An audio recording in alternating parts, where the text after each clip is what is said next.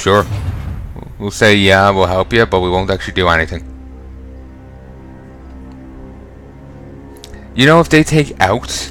oh, fuck. I thought I was way out of the way of Bretonia, but I'm actually right by it. I'm gonna lose some places. Bretonian affair grudge. Seen by Valia's angry eyes, the Bretonians have slain many Turograki in their foul nest to save a clutch of maidens. Both Umgi and Dwani, but it turns out the Kruti knights, while gladly escorting damsels back to safety, left the fair dwarf maids to fend for themselves with the exorbitant excuses about there not being enough room on the backs of their nags. An outrage, and one that must be paid with these knights' blood. So defeat 3 armies. Okay. And now we have lost even more money. Let us begin. We're at war with these. Feck.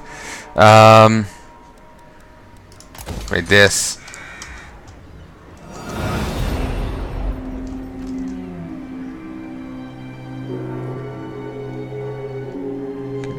Wait. Ah, feck. I can only hope the elves march up here very quickly and fend off every army that comes my way. Could I strike a Marienburg with this guy? No, just him and what he has. No, he couldn't take out the gates. He couldn't take out the walls. Landed estate. Wherever the force breaks, large swaths of land are given over to agriculture, most of which is owned by nobles. Affected by peasant economy, income generated 500. Yeah, they have a peasant economy thing. It's a unique mechanic for them. Coaching inns are large establishments with rooms and stables, found on busy routes or in large town centres. Increases public order in that place by 4, and 3 for your adjacent provinces. Water wheel. The relentless strength of water rushing downstream can power the industry of an entire realm. Plus 10 growth in all provinces, and increases income from farms by 10% for the local region. Sorry, the growth is for all adjacent provinces. The city, Bretonia, is home to many famous cities. All are a mix of slum and grandeur, surrounded by high walls and tall towers. Plus 2 public order, 80 growth, 4 construction slots, and 2 mounted yeomen and 4 peasant bowmen. The greater harbour of Marienburg lies past the Mannesfort Sea, just beyond Riker's Isle. 1,000 income, 20 growth, and additional 5% tradable resources, faction-wide. Okay, he can hold here. That place is in no danger of falling. All these places have good defenses, but part of the issue is without a defender there, it probably won't hold. Then again, it depends on what's coming at me. You know, if it's shit enough, they will hold easily. Well, actually, this will hold easy. This not so much. Here, it's fine. It's got a full-on army there with it. But this Blackstone post, I'm not so sure of. I'm actually thinking I'll recruit a ward. Actually, I don't have any money.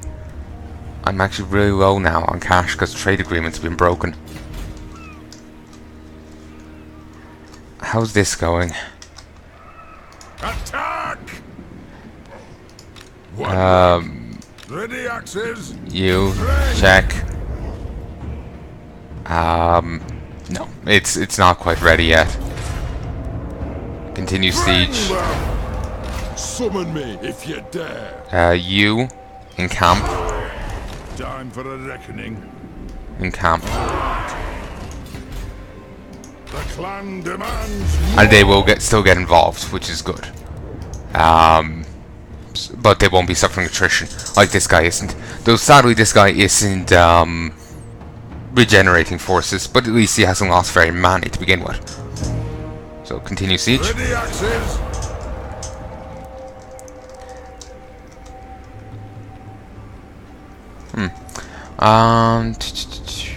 over here. Anything I need to do before I go? No, not for you, imbecile. Well, you know what? I'm gonna get rid of you. For the wisdom of the layer. You. Kill him. Let us Damn it. Of course. Could try with the other hero, but I don't think the other hero has a very good chance. My axe thirsts for war. Apparently the chance is too low because we've already tried to do it again. He's also deployed, which is reducing... Oh no, sorry, that's something else.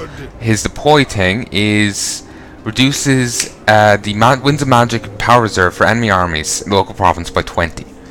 Which is utterly irrelevant to me because I'm a fucking dwarf. Anyway. Now I got an extra grudge.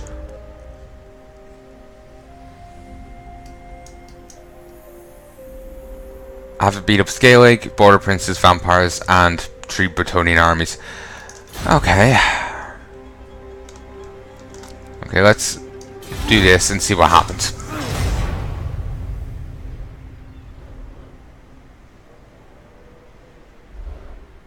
Wait, what's up there?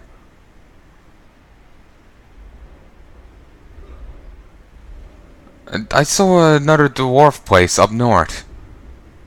Not over to the left now. See there, the Tower of something. Jasper of the Flame, an enemy paladin belonging to Bretonnia, has made a dreadful attempt at targeting a settlement, but he failed. Okay, that's good. They also, the Chaos Sorcerer also attempted to assault us, but they failed. Oh, wait.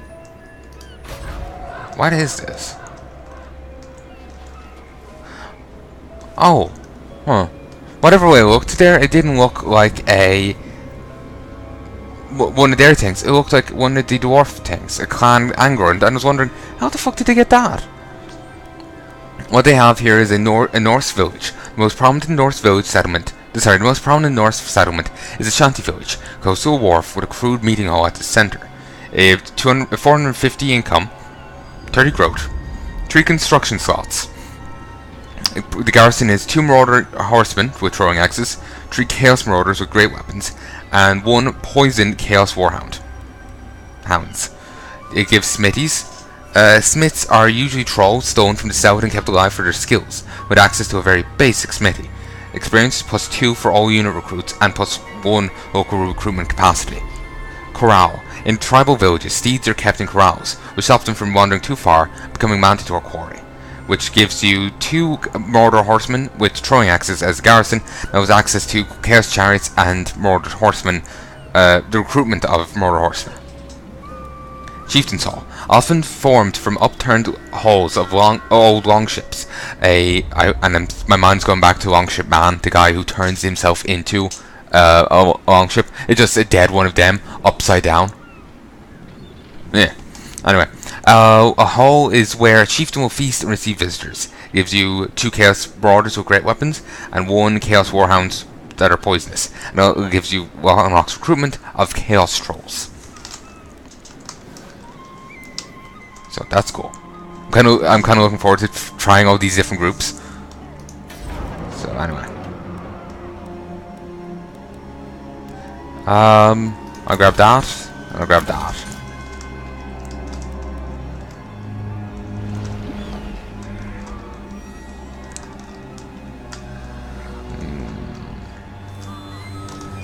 You can upgrade? Yes. Brilliant.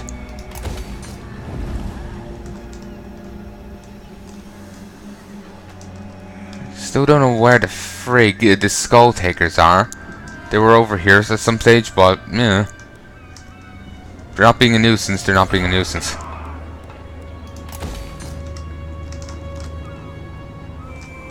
Need to get rid of these at some stage, but I need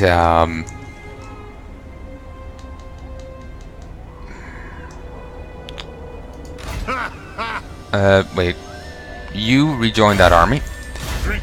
I know I need to muster a few armies up to engage them.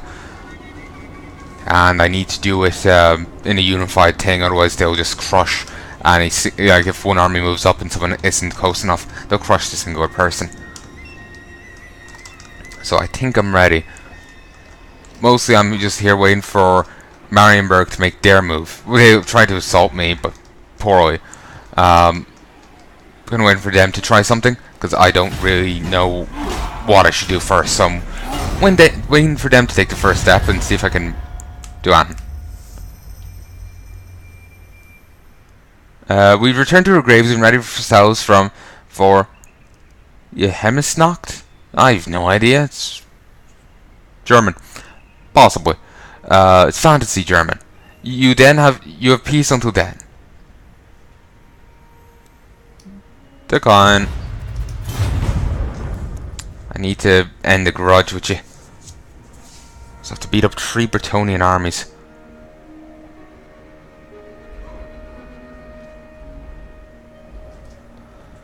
Because of course I do.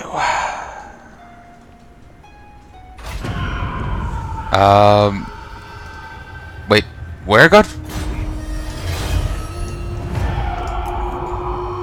Oh, here got besieged. Alright, sorry, I thought, remember that place where the Ever-Chosen got beaten? I thought there was besieged again. This is not the will of the lady. Okay, they got the Sword of Caron.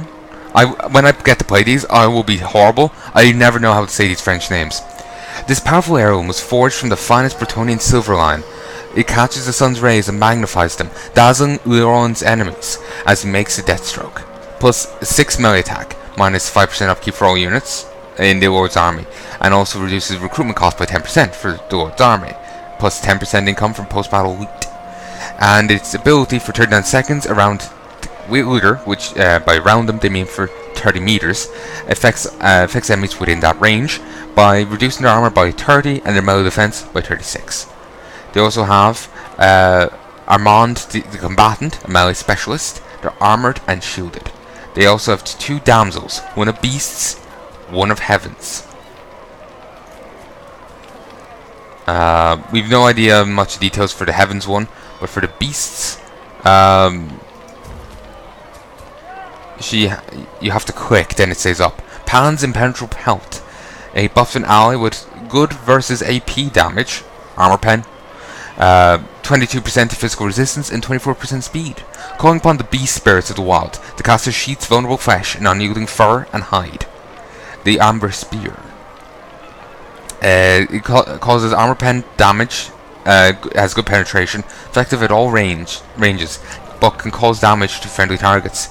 Sounding the gnarled horn, the caster summons a glowing amber spear and hurls it at the foe with uncanny accuracy. Flock of Doom. It harms enemies in an area. Causes damage to the combatants, strong versus multiple opponents, but with a high chance they will be able to resist the damage, and is weak against a single person. With a mighty bellow, the spellcaster invokes Corvus, the Crow Lord, summoning his servants to peck at the foe's eyes. Wilson's Wild Form. The spellcaster unleashes the beast within, using its fury to transform allies into bestial forms, which for 18 seconds increases weapon damage by 22% and armor by 30%. Evasion. It's a constant to themselves, 4 increased acceleration, 6 increased speed. Those with such skills can evade enemy attacks with ease and break from combat should they feel that it is tactically important to do so. There's also Peasant Bowmen. There's Grail Knights. Living Saints, anti-large and armored and shielded. There's Mounted Yeomen, shielded very fast with Vanguard deployment. I'm not too concerned about this guy because I have all these and the defense of this place, which is all of these. So I have a cannon, a grudge thrower, 2 crawlers, 3 wood great weapons, 2 miners, 2 longbeards, and 2 longbeards with great weapons. So I have a fair little force there, and I have all of these guys and all of these guys. It's quite beautiful. I wish I'd gotten arm breakers, but you work with what you got. Christ, they have a lot of people here. They have 2 warrior priests screaming at people to fuck. They have 2 people screaming at them to fuck quietly. And they have this guy here that's doing nothing. He's just watching. Dwarf hold, where? The dwarf fortress cities, the Karaks, are truly a sight to behold. Each an independent kingdom. Together they form the Karaz Ankor. Okay, up here. And some can be upgraded. That. This. Now it's fully upgraded, and I'd love to see someone besiege it now. It'll be so fun. Maybe I'll shit on someone and encourage them to do so.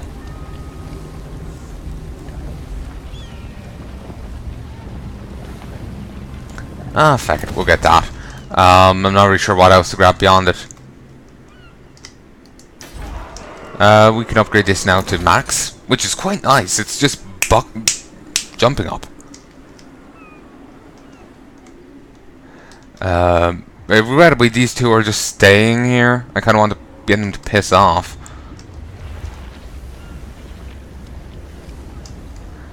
Okay, I feel like I really need to get someone over there because, you know, right now, because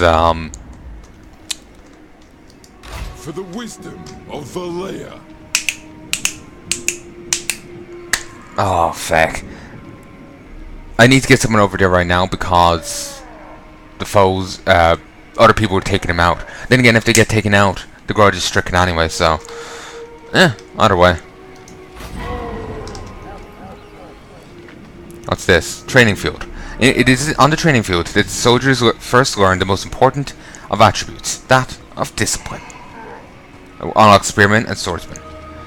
The hamlet. The empire is riddled with homesteads, farms, and tiny groups of sullen houses filled with sullen folk. 40 income, 10 growth, 1 construction slot, 3 spearmen and 2 swordsmen. Hog them.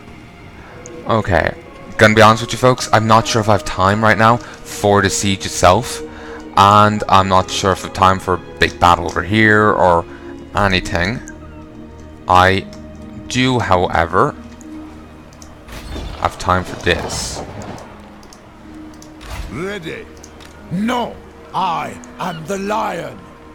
A royal Pegasus. The purest of all Pegasi, legend has it, they descend from Dwarf, the mighty steed of a Grail champion.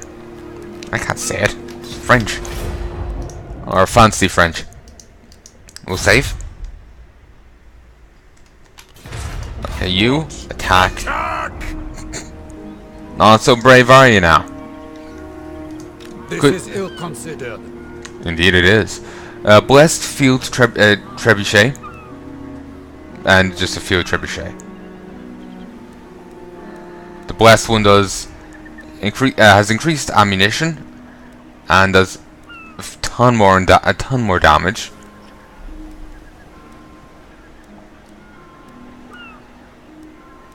Its stats in other categories are lower, but that's because the other thing has higher veterancy.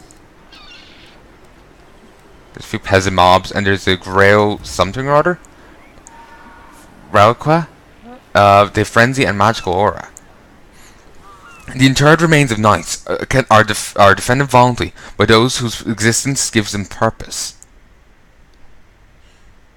The interred remains of knights are defended violently by those whose existence gives them purpose.